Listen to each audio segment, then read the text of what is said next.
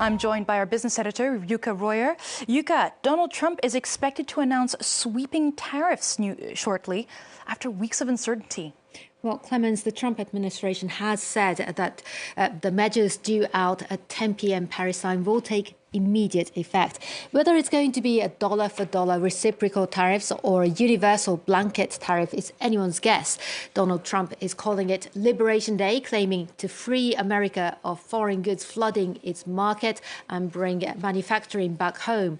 Foreign government leaders have been reacting. Mexico's president said she wasn't planning a tit-for-tat response, while Italy's prime minister warned against a trade war. Here's the British prime minister and the French government spokesperson speaking. A trade war is in nobody's interests, and the country deserves, and we will take, a calm, pragmatic approach.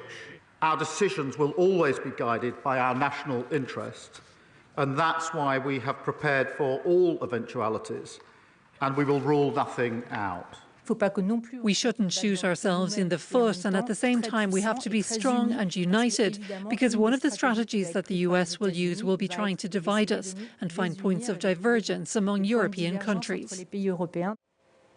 Financial markets around the world were nervous this Wednesday, although Wall Street has stabilised from the previous day's sell-offs. All three main indexes are trading higher, with the tech-heavy Nasdaq up more than half a percentage point.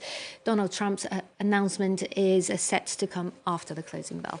And which countries are set to be hit the hardest, or could be? Again, we can only guess at this point, but Donald Trump has been unhappy with the US's trade deficit, saying it's the result of unfair practices by others.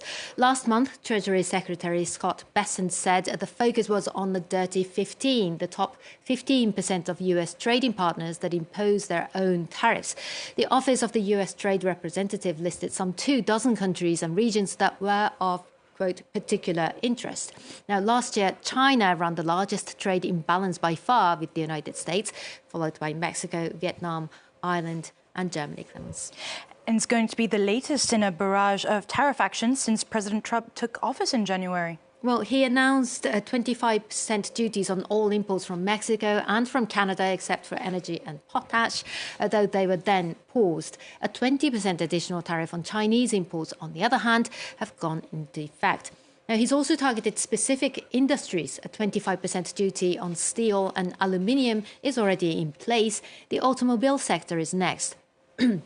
With import duties on assembled cars coming this Thursday. Luke Schrager takes a look at how the industry has been reacting.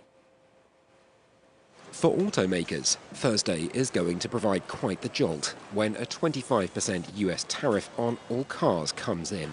Manufacturers and suppliers will have to determine how to react. However, it's clear that prices will increase, especially for US consumers. In the long run, if the situation escalates, it will cost growth, prosperity and potential jobs on both sides of the Atlantic. With Donald Trump hoping to reshore manufacturing as he upends decades of existing trade networks, Washington's indicated it's willing to accept some short-term economic pain. But that pain will hit many firms outside the US too, and may be too much for some companies to bear, particularly for smaller parts providers to major manufacturers. I'm afraid there will be many suppliers that will suffer and go into the red if vehicle production volumes were to fall.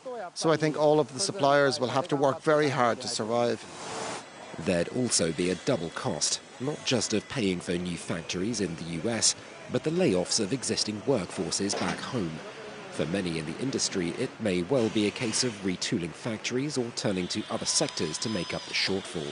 Perhaps this would push our component manufacturers to become more competitive and start making products which are right now importing. So one way to be self-reliant, and one way also to mitigate tariffs if they are here to stay and if they're not negotiable. For now, though, any possibility of negotiating with Washington may be the last hope for car makers if they're to avoid the economic pain ahead. The US president is set to upend global trade, but whether it actually benefits the American economy That's another question. Yeah, it's totally another question. White House trade advisor Peter Navarro said that the new tariffs would raise $600 billion annually. Now, increased tariffs do mean more tax revenue for the government, but they also translate to higher prices for consumers. Economists have repeatedly said that tariff wars only negatively impact the economy for both sides, and past examples tend to confirm that. The Tax Foundation, a US non-partisan think tank, estimates that the transatlantic trade war started during Trump's first term, with the Biden administration keeping much of the tariffs in place, has led to a reduction of both GDP and jobs in the United States. The impact of US-imposed tariffs being greater than that of retaliatory tariffs.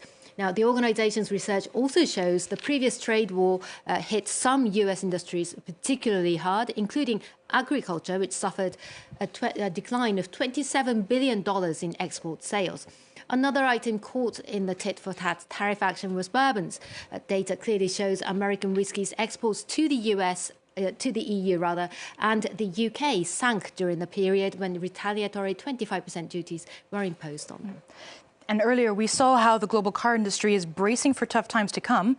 One American car maker is facing challenges of its own, and not because of Trump's tariffs. That's Tesla. Elon Musk's electric car company reported its worst global quarterly sales since 2022, down 13% from a year ago for the January to March period. Musk's meddling in politics and his antics have turned many users away and led to a growing protest and boycott movement in North America and in Europe. Eliza Herbert has more. Tesla was once a catch for the environmentally conscious. Customers could buy a luxury electric vehicle and be part of a transition to sustainable energy. But its billionaire CEO Elon Musk's penchant for far-right politics could have bludgeoned the brand. I'm not just MAGA, I'm dark, gothic MAGA. Tesla reported on Wednesday a 13% drop in vehicle sales for the first 3 months of the year, marking its worst quarterly sales since 2022.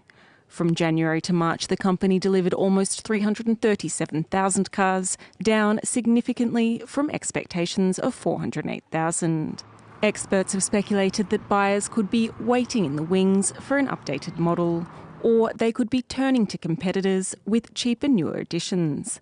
But according to tech analyst Dan Ives, brand crisis issues are clearly having a negative impact. We are not going to look at these numbers with rose-coloured glasses. They were a disaster on every metric. Protests against Tesla and Elon Musk have escalated in recent weeks. In Rome on Monday, 17 cars were set alight at a dealership, while in Sweden, stores were sprayed with bright orange paint. Activists view Musk's politics as disastrous for the environment. Climate and democracy collapse go hand in hand. Elon Musk has done a Nazi salute openly during a speech. He systematically opposes workers' rights and attacks journalists who criticise him. Luxury cars won't prevent the climate crisis. In the United States, President Donald Trump has said he would designate violence against Tesla showrooms as domestic terrorism. That's it from the business desk for now, but a reminder to our viewers that the new tariff announcement from Donald Trump is coming in just about half an hour's time. Thank you very much for this update, Yuka Royer.